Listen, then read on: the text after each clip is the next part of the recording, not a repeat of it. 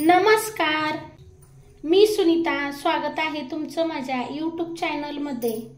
तर आज आपण सोयाबीनमध्ये मुगाची डाळ घालून एकदम नवीन, अतिशय चमचमीत आणि रुचकर पौष्टिक पदार्थ बनवणार आहोत. तर काय आहे हा पदार्थ पाहण्यासाठी व्हिडिओ शेवटपर्यंत नक्की बघा. तर चला व्हिडिओला सुरुवात करूया. हा नाश्ता बनवण्यासाठी इथे मी 1 वाटी सोयाबीन घेतला आहे आणि 1 वाटी मुगाची डाळ घेतली आहे. आता ही डाळ आणि हे सोयाबीन आपल्याला स्वच्छ धुवून घ्यायचं आहे. सोयाबीन आणि डाळ 2 पाण्याने स्वच्छ धुवून घेतल्यानंतर डाळ बुडेल एवढं पाणी डाळीमध्ये घालायचं आहे आणि सोयाबीन बुडेल एवढं पाणी सोयाबीनमध्ये घालायचं आहे. आणि आपल्याला या दोन्ही वस्तू 10 ते 15 मिनिटे भिजण्यासाठी ठेवून द्यायच्या आहेत. तुम्ही हा नाश्ता जर सकाळी सकाळी बनवणार असाल तर रात्री जरी पाण्यामध्ये भिजत घालून ठेवलं तरी चालेल. आणि तुम्हाला लगेच जर हा नाश्ता बनवायचा असेल तर तुम्ही 10 ते 15 मिनिटे कोमट पाण्यामध्ये भिजत घालून ठेवू शकता. तर आता डाळ आणि सोयाबीन भिजत आहे तोपर्यंत आपण पुढची तयारी करूया. आपलं सोयाबीन आणि डाळ भिजेपर्यंत इथं मी काही तयारी करून घेतली आहे. अशी पूर्व तयारी करून घेतली की मग आपल्याला हा पदार्थ बनवायला सोपं पडतं. हा पदार्थ पटकन तयार होतो. तर इथे मी अगदी बारीक कोबी चिरून स्वच्छ धुवून घेतला आहे. 1 गाजर किसून घेतला आहे. 1 टोमॅटो बारीक चिरून घेतला आहे. मुठभर कोथिंबीर बारीक चिरून घेतली आहे. 4 हिरव्या मिरच्या तुकडे करून घेतले आहेत. 2 चमचे लहान रवा घेतला आहे. रवा तुम्ही लहान मोठा कोणताही वापरू शकता. 1 चमचा ओवा घेतला आहे. ओव्यामुळे आपला पदार्थ पचायला हलका जातो आणि या पदार्थाला चव सुद्धा खूप छान येते. अर्धा चमचा जिरं घेतलं आहे. 1 चमचा धने घेतले आहेत. 10-12 लसणाच्या पाकळ्या घेतल्या आहेत. 1 इंच आले तुकडे करून घेतले आहेत. त्यानंतर आता इथे मी एक मिक्सरचं भांडं घेतलं आहे आणि आपलं जे हे भिजत ठेवलेलं सोयाबीन आहे ना, हे सोयाबीन अगदी असं पिळून मिक्सरच्या भांड्यात घालून घ्यायचं आहे.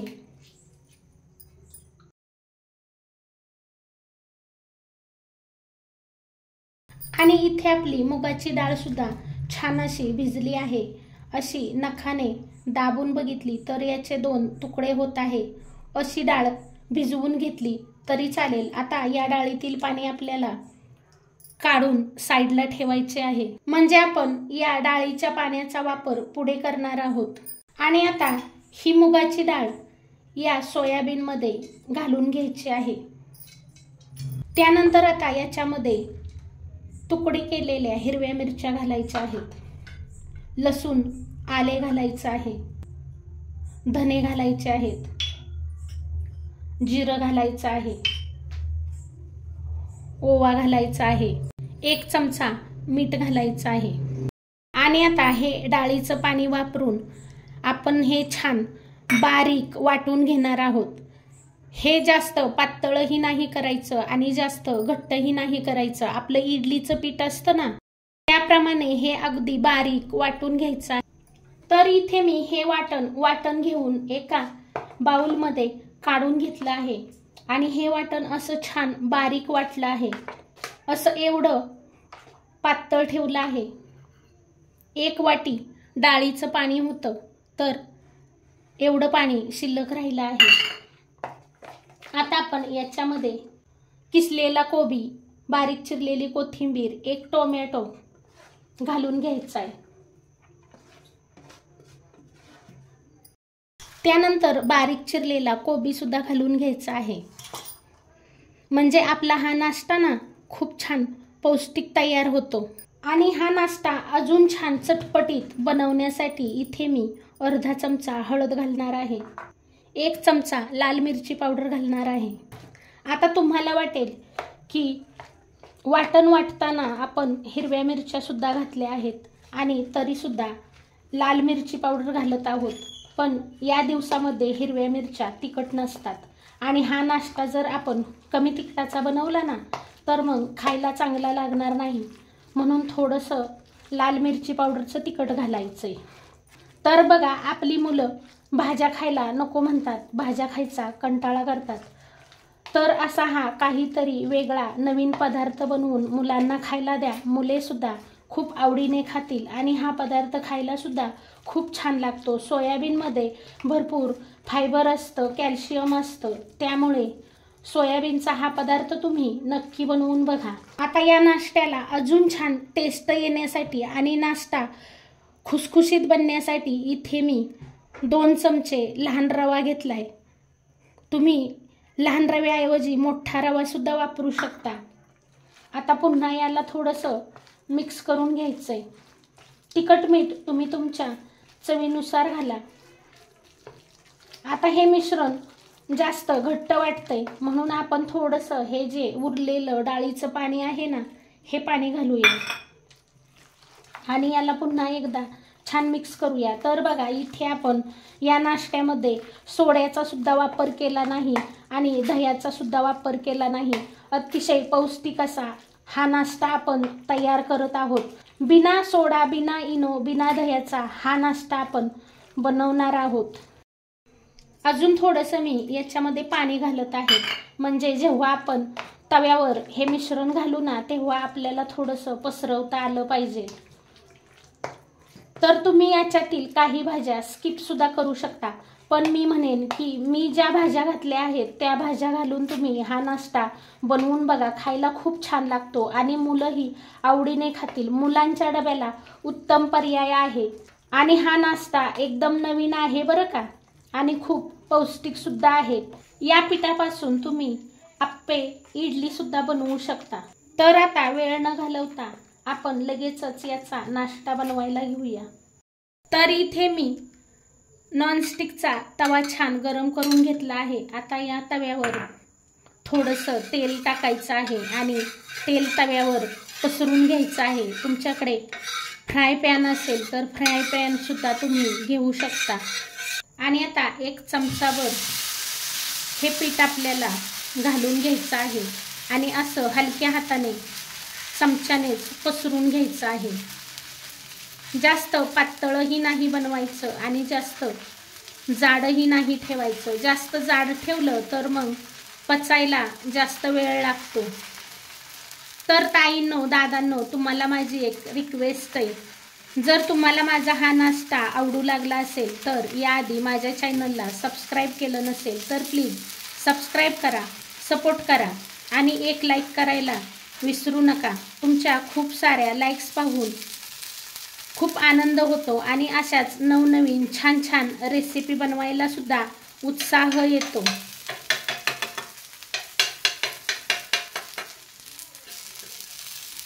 आणि आता गॅसची फ्लेम मीडियम करायची आहे आणि हा नाश्ता आपल्याला एका बाजूने छान खमंग असा भाजून घ्यायचा आहे. 2 ते 3 मिनिट एका बाजूने भाजून घेतल्यानंतर पुन्हा एकदा वरून थोडंसं तेल टाकायचं आहे आणि आपल्याला आता हा नाश्ता पलटी करून घ्यायचा आहे.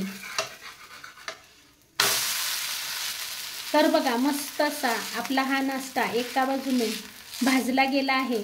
आता असाच मंद गॅसवर दुसऱ्या बाजूनी सुद्धा 3 ते 4 मिनिट भाजून घ्यायचा आहे, म्हणजे आतून कच्चा राहणार नाही आणि हा नाश्ता खायला छान लागेल. दुसऱ्या बाजूनी सुद्धा 2-3 मिनिट मंद गॅसवर भाजून झाल्यानंतर तुम्ही इथे पाहू शकता खूप सुंदर असा हा आपला नाश्ता तयार झाला आहे आणि या नाश्त्याचा वास सुद्धा खूप सुंदर येऊ लागला आहे.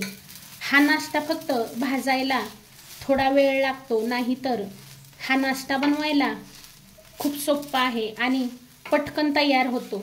तर आता दोन्ही बाजूनी हा नाश्ता भाजून झाल्यानंतर आपण याला प्लेटमध्ये काढून घेणार आहोत आणि याच पद्धतीने मी तुम्हाला अजून एक बनवून दाखवते. तुम्ही हा पदार्थ सकाळी नाश्त्याला सुद्धा तयार करू शकता किंवा संध्याकाळी आपल्याला बघा स्वयंपाक करायचा कंटाळा येतो आणि कधी कधी काय होतं, भाजीला पण काय नसतं, स्वयंपाक काय बनवावा सुचत नाही, त्यावेळेस सुद्धा हा एकदम मस्त पर्याय आहे. आणि हा पदार्थ खायला खूप छान लागतो आणि एक जरी खाल्ला ना तरी पोट भरतं। रोज रोज तेच तेच जेवण जेवून कंटाळा येतो, त्यावेळेस हा एकदम मस्त पर्याय आहे। आणि तुम्हाला जरी तेल वापरायचं नसेल तरी हा नाश्ता बिना तेलाचा सुद्धा तयार होतो। आता याला सुद्धा आपण मीडियम गॅसवर 4-5 मिनिटे एका बाजूने भाजून घ्यायचं आहे। तर ताईंनो, दादांनो, मी तुम्हाला पुन्हा एकदा विनंती करीन की तुम्हाला माझा हा पदार्थ आवडू लागला असेल तर माझ्या चॅनलला सबस्क्राईब केलं नसेल तर सबस्क्राईब करा आणि एक लाईक करायला विसरू नका। आणि हा नाश्ता खरंच करून बघा, खायला खूप छान लागतो आणि एकदम नवीन पदार्थ आहे, वेगळा पदार्थ आहे। या पद्धतीने दोन्ही बाजूंनी छान असं खमंग भाजून घ्यायचं। खमंग भाजून घेतलं तरच हा पदार्थ खायला छान लागतो। आतून जर कच्चा राहिला तर मग खायला छान लागत नाही। आणि हा पदार्थ मीडियम गॅसवरच भाजून घ्यायचा आहे। तर याच पद्धतीने मी माझा उरलेला नाश्ता तयार करून घेते। तर बघा, इथे आपला मस्त असा हा नाश्ता तयार झाला आहे आणि हा नाश्ता खायला खूप छान लागतो, अतिशय सुंदर लागतो। मुले सुद्धा खूप आवडीने खातील आणि हा नाश्ता तुम्ही टोमॅटो सॉस सोबत सुद्धा खाऊ शकता। टोमॅटो सॉस सोबत खायला सुद्धा खूप छान लागतो किंवा तुम्ही हा नाश्ता कोरडा खाल्ला ना तरी खायला खूप छान लागतो। आणि तुम्हाला जर दह्यासोबत हा नाश्ता खायला आवडत असेल ना तर दह्यासोबत सुद्धा खाऊ शकता। तर तुम्हाला माझी आजची रेसिपी कशी वाटली कमेंट करून सांगायला विसरू नका। आणि असा झटपट बनणारा नाश्ता नक्की बनवून बघा, अतिशय सुंदर लागतो आणि एकदम नवीन पदार्थ आहे। तर तुम्ही याआधी हा पदार्थ कुठे पाहिला आहे का हे सुद्धा कमेंट करून सांगायला विसरू नका। आणि असा माझ्यासारखा नाश्ता नक्की बनवून बघा। हा पदार्थ आवडला असेल तर व्हिडिओ इतरांना शेअर करा। व्हिडिओ पाहिल्याबद्दल खूप खूप खूप धन्यवाद। पुन्हा भेटूया अशाच एका नवीन छानशा रेसिपी सोबत। तोपर्यंत बाय बाय।